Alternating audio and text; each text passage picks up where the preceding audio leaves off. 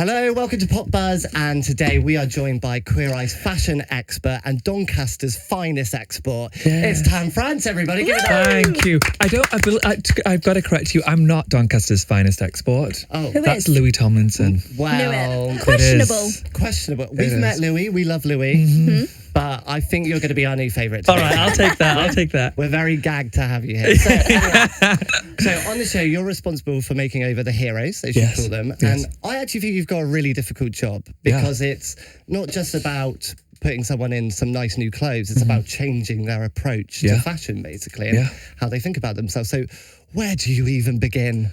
Honestly, so let me explain that the Our Show, we spend a full week with these guys. So by the time I get to the end of the week, I know them really, really well. Mm-hmm. But I start by just getting to know them. I'm sure that you'll notice that I don't just try and push my agenda on them. I want to know as much about them as possible. So I find out about their work, I find out about their personal life, and I try and make sure that I cater each look to the hero. So yeah, I feel pretty confident by the time we get to the end of the week when we do the final reveal. I just think I know what's going to be appropriate for you, that's going to make you feel better. The nice thing about what we do is that it's not just about making them look pretty, it's not just about the physical. We get to connect with them on an emotional level, which is my favourite part of the show. And how often are they unwilling? You know, do you ever encounter any stubbornness or anything like that? Oh yeah, of course. At the start of the week, they're always unwilling. Every one of them has refused to dress a certain way their whole lives, so it's definitely a tough couple of first days. But after that, again, we talk about with the heroes what is going to make their day-to-day life better in the long run. So once they realize that we're truly there to help, I think they're a lot more receptive to me. Who was the most stubborn? Give us the tip. I need to know. Oh, the most stubborn was episode 2. His name's Neil Reddy. He's the Indian guy who had the long beard. He wasn't even willing to let us touch him at the start of the week. So by the end of the week, did you notice that he was the one coming in for hugs, which was amazing. So yeah, he was the most difficult. Yeah, that was great. He was amazing. I love that episode. And also, we got to talk about Tom from episode 1 because he got married. He recently. did. Did you guys get an invite? Do you know he didn't? Rude. However, okay, what I will say is that he did wear a suit that I got for him. No Yeah, way. he did. He did. Yeah, and they're sweethearts. We couldn't be happier for them. How did that go down? Did he approach you for some advice? Or Well, he did beforehand via Twitter. He's now on Twitter and he's on Instagram.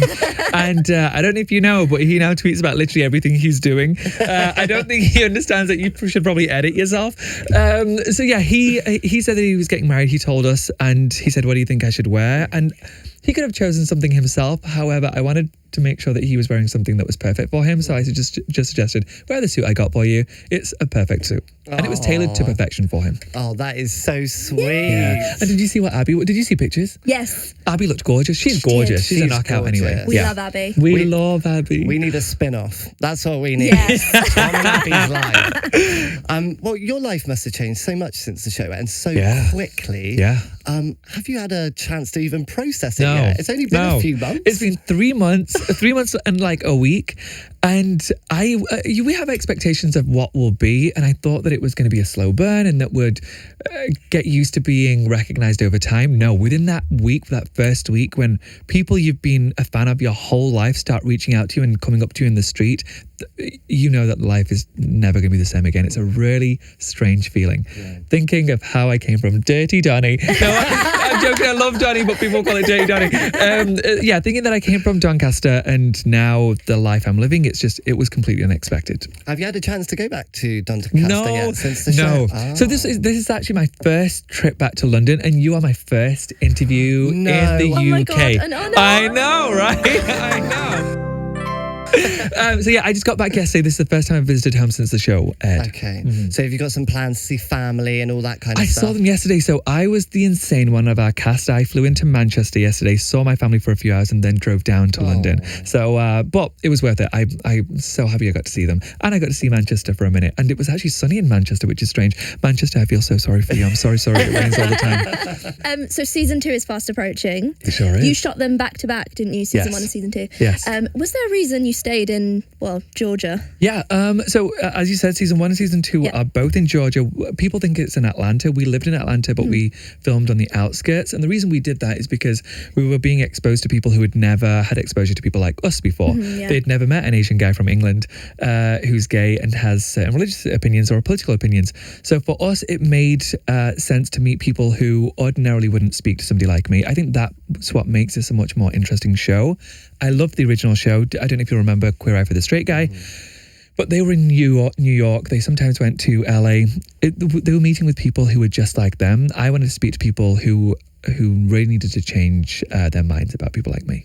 Was there anything in the second season coming up that we didn't get to see in the first season? You know, I can't give too much away, but what I will say is you get to know the 5 of us way more than you did in season 1. I think season 1 was a good introduction to us 5, but season 2, you really get to know our opinions. We are very opinionated. Ooh. I can imagine. Yeah.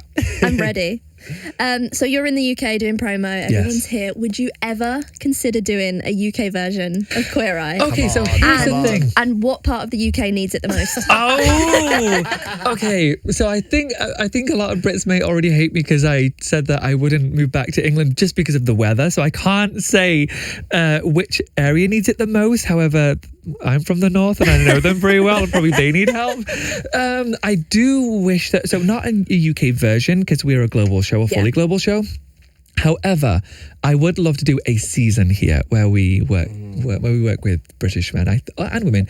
I think that we need it just as much as the Americans do. I would love to see that. Yeah. I can nominate a few people. Oh my gosh, I can nominate 1,000 people. I've got many people here who I'd love to help. Love it. And like you just said, would you ever do it with women as well? Because you've thought the straight guy bit's dropped. Non-binary, women, anyone? So for season 2 is a lot more diverse than season 1. I think, again, we wanted to keep people interested who were part of the original show and who will love the original show. But season 2, it becomes a lot more diverse. I think you're going to be really impressed with season 2. I'm excited. We hear you've got a book coming next year. I do have. Tell us about your book and why you decided to write it. So it's a memoir, and all I can say is it's a memoir. It talks about how this boy from Doncaster, raised in an Asian family, got to this position that he's in now, and so that's all I can say. But it's coming next year, and it's I'm so excited. And let's just say it goes really well. Yeah, and it gets picked up by Netflix for a biopic. Come on, Tan, who's going to play you? Tan? Oh, do you know? I already know. One of my favourite actors is a British actor. I think he's from the north, Riz Ahmed. Yes! That's who I would want. I love a bit of Riz, yeah. Oh my God. I'm his biggest Genius. fan. Get him on the phone. I know. Well, speaking of who can we speak to get that casting things, you saw the One Direction meme that Matt Bellassai put out on Twitter. He paired you all. Sorry, yeah, I did see that. I did see that. With the members of One Direction. I love that. Do you agree? I actually do. I really do. I agree with mine because Zayn's half Pakistani and British, and I know his friends well, so that makes sense.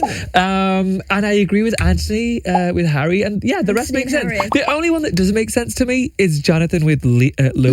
Yeah, no. Because Jonathan's got the biggest personality. However, I don't know who else would make sense for him. Maybe he should have been. Maybe he should be Harry. Yeah, maybe he should have been Harry. I feel like Bobby and Niall is perfect. Yes. Yeah, it is. Yeah, it is. Actually, are they related? Does Bobby have any be. Irish heritage? Maybe. Well, he's very blonde. Maybe he's very white. Possibly. Okay, Tan Franz, thank you so much for dropping in. Thanks for having Give it up me. for Tan, everyone. Thank you.